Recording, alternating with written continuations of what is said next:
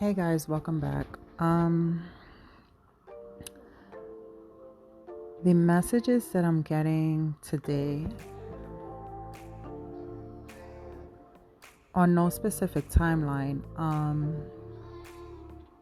Even though I did ask for the next 24, I really don't go by time. I'd rather be in a space. As time is flowing. So wherever this message reaches you, see what resonates, and if it doesn't, please don't allow yourself to try to make it fit in your life and in your circumstances. You can come back at a later date to check in, but do me a favor, don't. It may not be for anyone. Let's be clear as day. It may not be for anyone. But what I am seeing here is the energies going out is asking the collective to stop. Stop overthinking.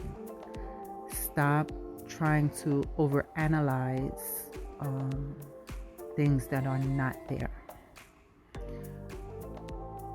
Stop trying to collect information that is not for your timeline, right? We're in a period of growth, and what we're gaining is growth and expansion, confidence in ourselves, in our darkness. We're working together with our darkness, our shadows, right? And even though we are learning to be confident, our highest selves is asking to allow us to feel and ignite the sadness within us, but have the confidence enough not to be victimized, right? Because we are victorious. And the outcome of that will be mysterious. There's no set given answers. Like, I can't sit here and give you answers that you're looking for. I can only advise what I feel and see within the energies of the collective. And again, it may not fit with everyone, right?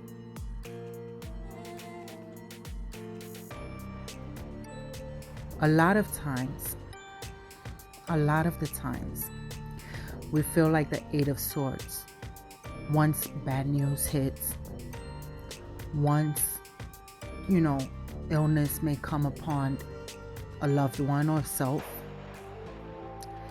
and things just seem not to be working. We feel so tied down and have all these swords around us, and we're blindfolded to the fact of needing or seeking the attention within ourselves with the Six of Pentacles. We're literally, as a collective, fighting battles with what's really outside of us that we have no control over. If we would just sit and take a few minutes away from the distractions, find the strength within ourselves to tame the beast within ourselves, come into union within ourselves, we can sit confidently with the Nine of Cups, right? And what will be the next step? It will be the Ten of Cups, which means completion. But in order to get to the Nine of Cups, which is there in the transition of completion, is finding that strength and stop that inner battle within ourselves, fighting outside sources, fighting the overthinking, the who's, the what's, the ifs, and who said what, if they're talking about me, if they're not.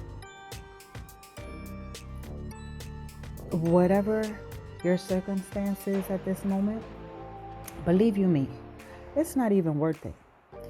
You'll look back, and half of the times, you can't even remember half of the shit that you thought about. Half of the shit that was an illusion, to the naked eye.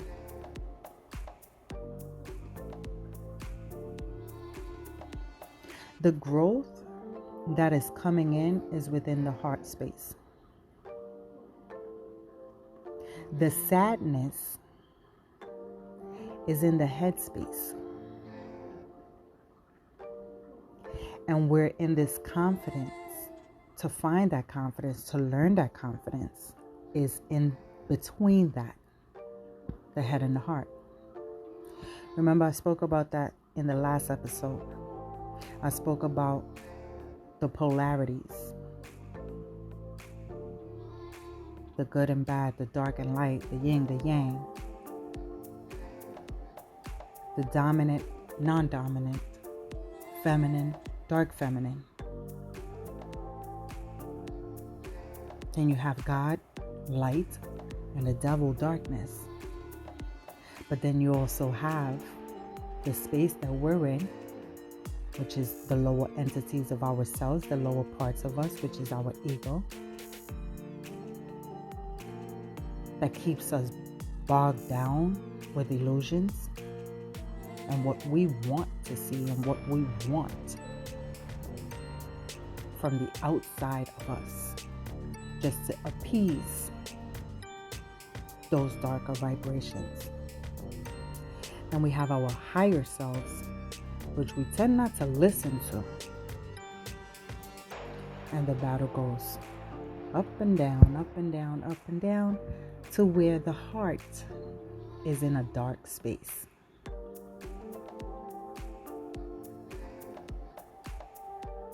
Right?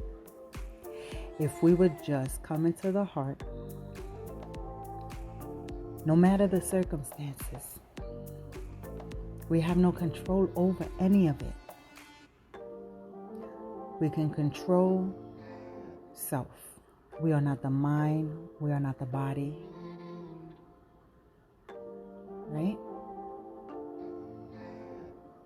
Yet, we can come in balance with the ebb and flow of things. Not seeking so much the attention outside of ourselves, but seeking it within our hearts. For self, for growth, for expansion. Who in the world wants to continue to live fighting battles upon battles upon battles? Fighting things that we have no control over. Fighting battles because of the distractions. Right? And then we sit there with our heads held high in anticipation, or waiting for the answer to come, or waiting for someone else outside of us to tell us the answer. Yet, if we go within our hearts, we find the strength within ourselves, we go catching, we go saving for a rainy day. We go placing the wisdom that we have learned in safekeeping, right? In order to find the direction. But some of us are finding the direction to go into mischief because we're bored. Where they do that at? You're bored? Find an activity to do. Go hiking, go skiing. Shit, jump out of an airplane and see how exhilarating that is. Go swimming, go biking. Find ways to move the body. Find ways to explore.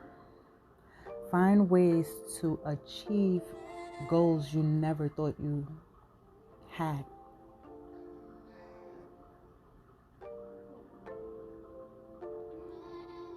There's always a mystery to things. And we don't have the answers to everything. Heck, we don't have the answers to none of it. We're students of life, right? Who are we to say what we know and don't know, what's coming and not coming? Out of it all, you'll find the bond and the commitment.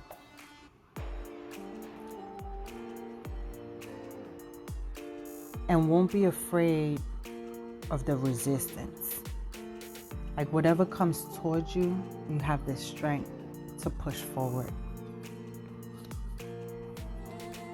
And when it's time for isolation, you have that in you to isolate. And when you're ready to communicate, you can do so. You have freedom of will. You do what you please with you. If it's not right for your spirit, listen to that. If it's the disturbance to your essence, to your spirit, to what's within you, to your quiet time, isolate yourself.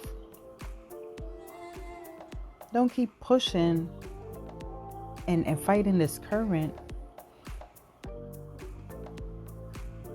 when that's what they want from you, right? That's where that mischief energy comes from.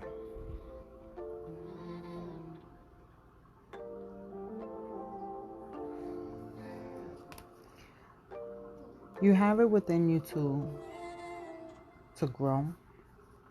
You have gifts that you're not, how can I say, gifts that would help you soar if you would just stop. If you would just stop.